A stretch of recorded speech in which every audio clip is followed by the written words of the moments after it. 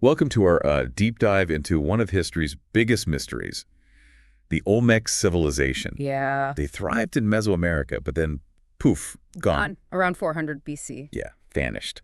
Leaving us with more questions than answers.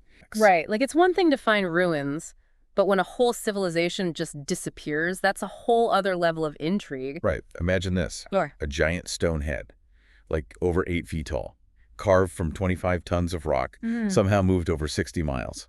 No wheels, no beasts of burden, just Olmec ingenuity. That's the world we're stepping into, the world of the Olmecs. Okay, so first things first.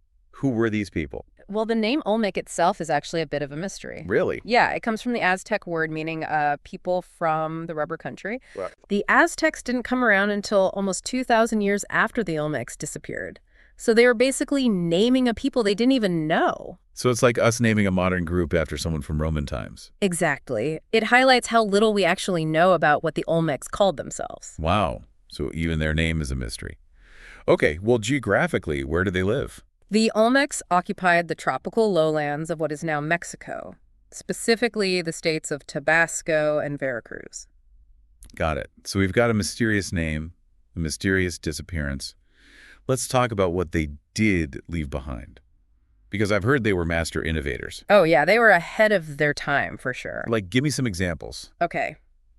Think about the concept of zero, the ritualistic ball game, pyramids, maybe even a writing system. Whoa, hold on. Writing, are you serious? It's debated. There's this artifact called the Cascajal block, Okay. and some think it's evidence of writing, but we're going to get into that more later. I'm already hooked.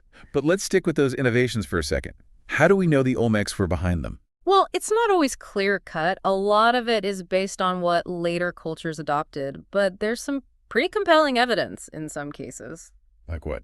Take the ball game. In El Manatee, a swamp near the Olmec site of San Lorenzo, Okay. archaeologists found rubber balls, like the ones used in the game, and they date back to 1600 BC. So that's pretty early. right, makes them strong contenders for inventing it. Okay, fascinating. So they may have invented the ball game. What about their daily lives? What was Olmec life like? Primarily agricultural, they farmed maize, beans, squash. The classic Mesoamerican trio. Right, plus things like sunflower, cotton, yucca. They had a pretty diverse diet. And they were good at it too, right? Yeah. I mean, I've heard about Leventa, one of their major centers. Wasn't it incredibly fertile there? Oh yeah, Leventa's land was amazing. It could actually yield 3 harvests a year because of periodic flooding. 3 harvests. That's incredible. Yeah, and at its peak, it's estimated that Leventa housed over 18,000 people. Wow. For its time, that's a huge population. Right. Not just some small village, this was a substantial society. So they had the agriculture, the manpower. What about their government? Who was in charge? Olmec society was very stratified. Okay. At the top, you had the ruling elite, probably hereditary rulers, then aristocrats, artisans, traders, and at the bottom, farmers and laborers. So a very clear hierarchy. Did they rule with an iron fist? Like a powerful army? Interestingly, it doesn't seem so. Really? Yeah, current research suggests they didn't have a standing army or a dedicated priestly caste, at least not that we've found evidence of. That's strange. You'd think with all that complexity, they'd need some serious muscle. It is a bit of a head-scratcher, but maybe they relied more on alliances and diplomacy. Huh. Okay, well, let's shift gears to something a little less head-scratchy. Their art. I mean, we can't talk about the Olmecs without talking about those colossal heads. Oh, yeah.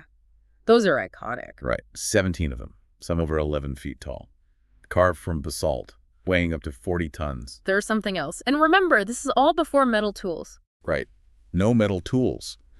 And somehow they transported these massive stones over 60 miles from the Sierra de los Tuxtlas Mountains to San Lorenzo. How is that even possible? That's the million-dollar question. Scholars think it was likely a combination of river transport on rafts where possible, and then temporary ramps and causeways on land. I mean, can you imagine the manpower and coordination that would have taken? It's mind-boggling, but it shows just how powerful the Olmec rulers were, because only the most powerful could command those resources. So these heads weren't just art, they were a statement, a display of power on a grand scale. Exactly. It's like saying, hey, look what we can do. This is our might. Wow. Okay, so those heads were just meant to impress.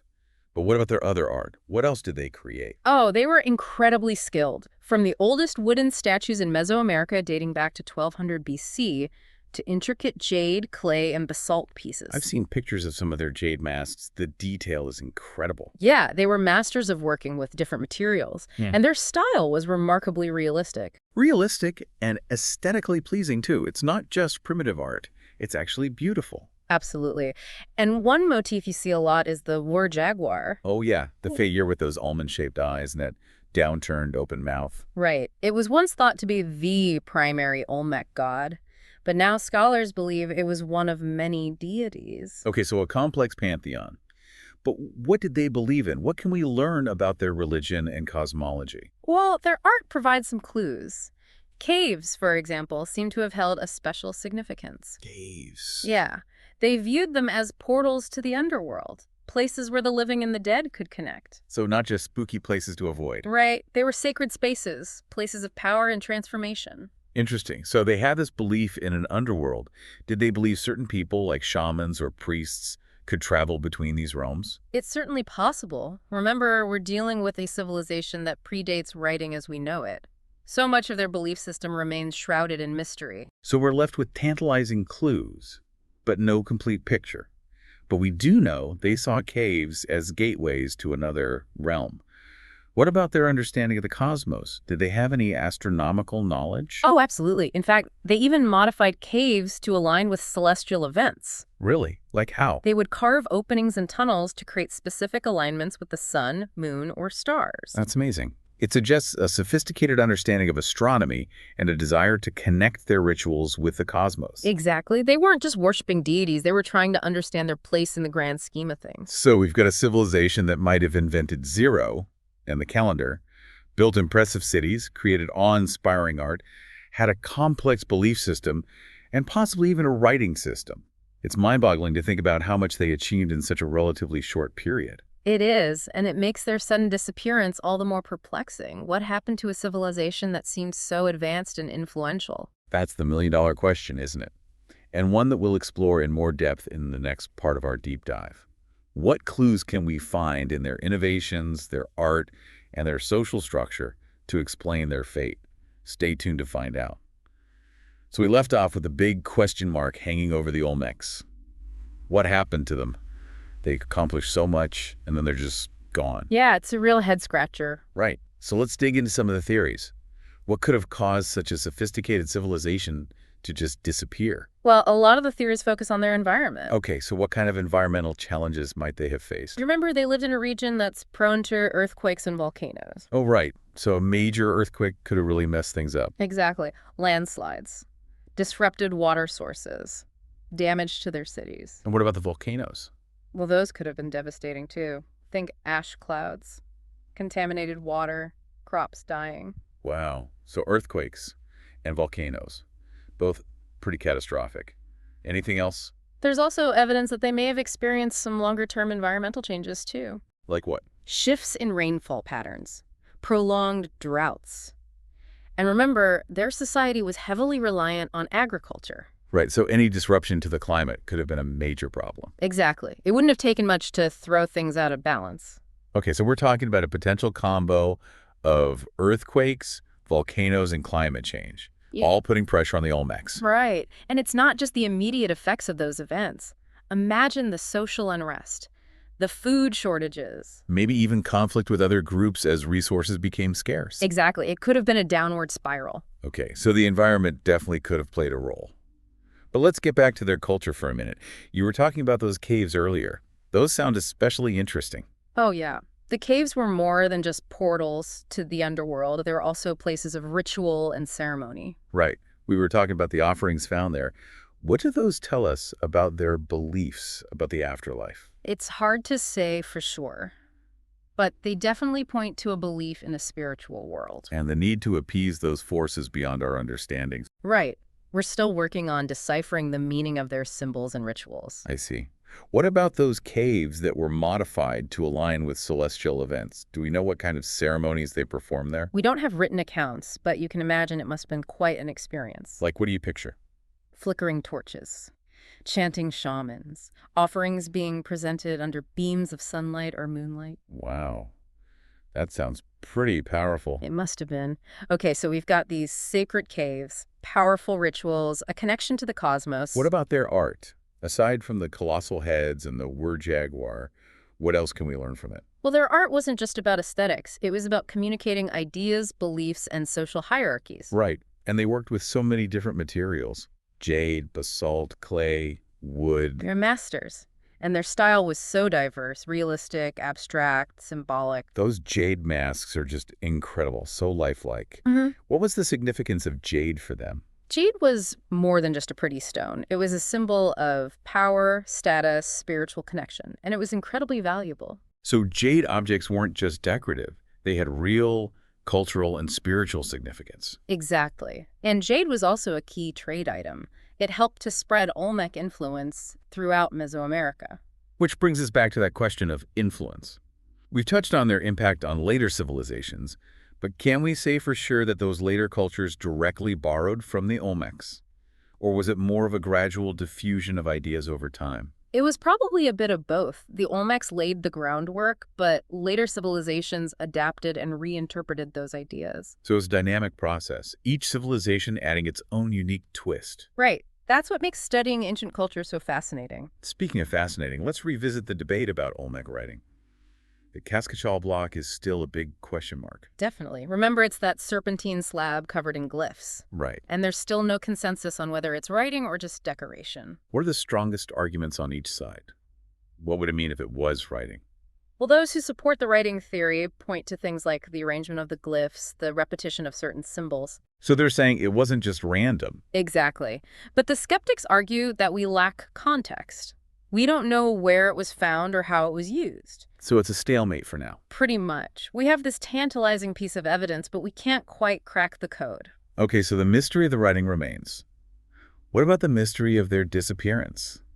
We've talked about the environment, but is there any evidence of conflict that might have contributed to their decline? It's tough to say. The archaeological record is always incomplete. But there must be some clues, right? Like evidence of warfare or certain changes in their art or architecture. There is some evidence of destruction at certain Olmec sites, San Lorenzo in particular. But we don't know for sure what caused it. Right. It could have been internal conflict, external invasion, even ritual practices. So the plot thickens.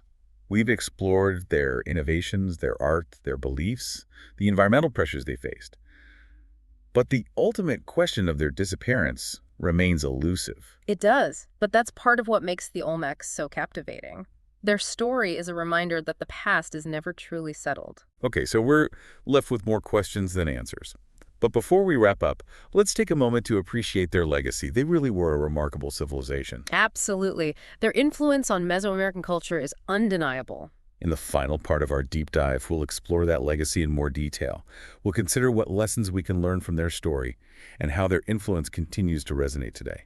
Stay tuned. Welcome back to our deep dive into the Olmecs. We've learned so much about their achievements, their beliefs, and that big mystery of their disappearance. But the story doesn't end there. Their influence had a huge impact on later Mesoamerican civilizations. So what can we learn from this legacy? And why should we, in the 21st century, even care about a civilization that vanished thousands of years ago? Those are great questions. The Olmecs might have had a relatively short time in the spotlight historically, but they left a lasting mark on Mesoamerica. They were kind of like the foundation for later civilizations, like the Maya and the Aztecs. Okay, so they were influential. But what are some concrete examples of this influence? What did later cultures actually borrow or adapt from the Olmecs? Think back to all those key elements we've talked about.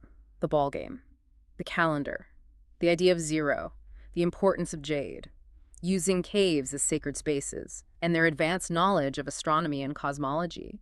All of these were already present in Olmec society, and then they were integrated into the cultures of other Mesoamerican civilizations. So it's like they created this toolbox of cultural elements that later civilizations could use. They adapted these tools to fit their own needs and beliefs. That's a great way to put it. It wasn't just a simple copy and paste situation. It was more of a back and forth exchange of ideas and innovation.